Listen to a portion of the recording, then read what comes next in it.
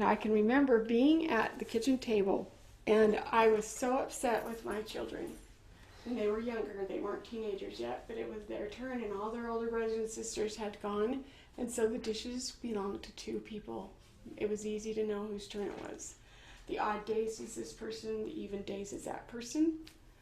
And the even day person was at Young Men's. And the odd day person was up in their room, just hanging out. And I had come home from doing whatever that was, probably some church lady thing. I'd come home, I'd come home and looked around and said,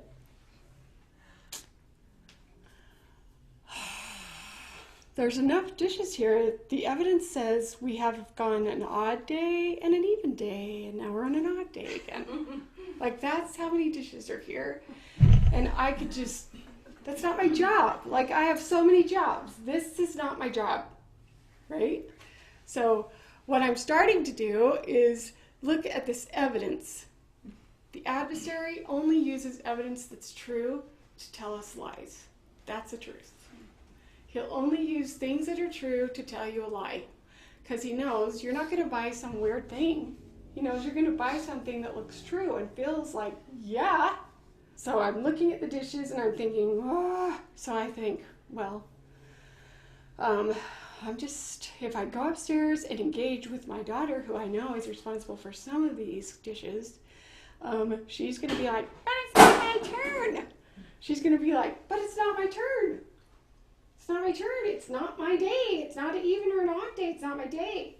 And if I wait for my son to come home and say, hey, it's your day, he'll be like, but these aren't all my dishes, right? Well, I can't win. Either way, I can't win.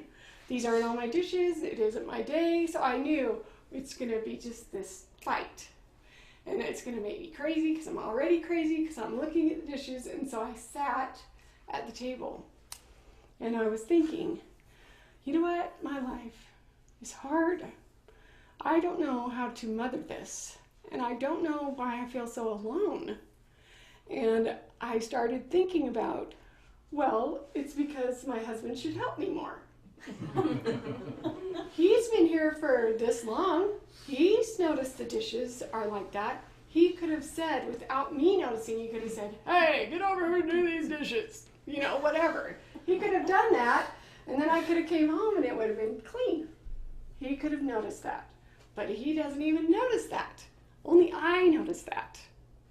And so I'm looking at it, and then the next thought that comes into my head is, and he is in a man cave right now. Like, he's not looking at dishes and all the stuff other than the dishes, and the fact that that daughter this and that son that, and if we say it's dishes time, we're going to have World War III. He's not even gauging in on that. The only thing that I can see is he has a man cave where he has a remote control, and he gets to sit there and do whatever he wants, and he could just disappear. So in my mind, I'm thinking, my life is so hard. My life is so hard. Nobody cares about me. Nobody cares what I say. Nobody cares what I think. And if anybody cared about me, these dishes wouldn't be here. If anybody even cared that I existed, these dishes wouldn't be here. Then it hit me. This hit me. This hit me, Karen. What you're going to is, I didn't sign up for this. I'm out of here. I'm going on vacation, right? And you know what? I don't care if anybody does the dishes. I'm just going to go buy paper plates, and I'm going to keep them in my room in my drawer, and I'm the only one that gets to use them. You know, things like that. I was learning, hey, not every voice in your head is a trusted voice. And hey, did you know the adversary only uses true things to tell you lies? And could this be false evidence appearing real? Could what you're really thinking, that your family hates you and you hate them, and that your life is stinky and nobody loves you, even though the evidence says, yeah, that's true, could that be a lie? And then I thought, well, what do you do instead? The neutralizer to all that chemistry that builds and builds and builds to the point where I would do something like, I don't care what you think, get down here and do the dishes, and I'm the boss, you do what I say. You're gonna do the dishes. You guys get it done, work it out. I'm gonna go to my room and have a bath. Whatever that looks like. Or go down and open the door. Didn't you notice, honey, that the dishes were so full up there? Why can't you ever notice and help me? How come we're not doing this? I could have done that. That would have been the last battle against my values to cause a big contention in my house. And so I instead thought there's something called warrior chemistry that's the neutralizer to this. And I knew that it required, why are you fighting? And I knew that it required, what kind of words do you think, do you speak in your head to claim this power? What do you do in your head? And I knew that it involved my body. My body needed to do something. And so I thought, what are you going to do? What are you going to do? What are you going to do? You're going to sit here and just be pummeled by the adversary at the table about your life? Or are you going to instead try to do warrior chemistry? Because I felt like, I don't know how to do warrior chemistry. I don't know how to do this. And so what I thought of was, well, what am I mad at? If it's a lie, then I shouldn't be mad at her, I shouldn't be mad at him, I shouldn't be mad at him, I'm going to be mad at the dishes. So I decided I'm going to be mad at the dishes. So I went to the dishwasher, which was full of clean dishes, and I grabbed the handle and remember just feeling in my head this word that said, "wha-bam." And I flipped that thing open and I thought, I'm going to use my body to do the dishes. That's what I'm going to do with my body. Then I'm also going to say words, and I'm going to think things that say, I'm claiming this power on purpose. So every dish that I took out of that dishwasher, I said something about, and then I put it away. And the first thing I pulled out was a fork, and I said, this is a fork. I remember saying, this is a fork, right out loud, because my husband was in the man cave, and my daughter was upstairs. I knew nobody was coming, because they knew if we go down there, she's going to say, dishes!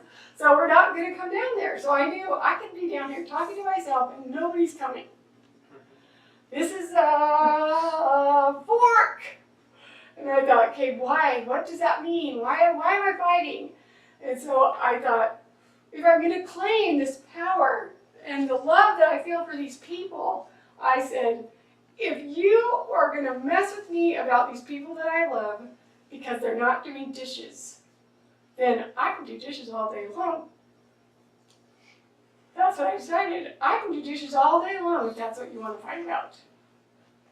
And so I just started doing dishes like, I love doing dishes, and doing dishes like this is killing you. It's killing you. And that was my very first experience with warrior chemistry of saying, on purpose, I am going to do something. And every plate that came out for the whole time, and by the end of it probably took close to 30 minutes to do that. By the end of it, I was in tears. Because I knew that the Spirit had come and confirmed to me, that is right. Bam, you did it. That's what that's about. You do have that power, and it comes from your place of love, and your sound mind is noticing that this isn't real.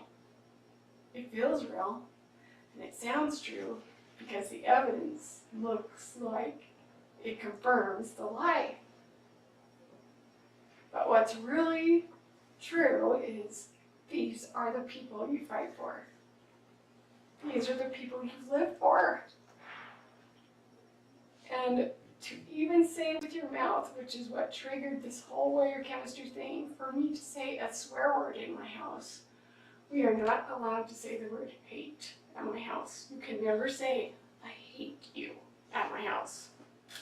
If you do, then I'd rather have you say a different word, a bad word, than that word. Like, I just don't want to say that ever. And so I said, in my mind, I heard it say so clearly about my husband, I hate him. And it was like this,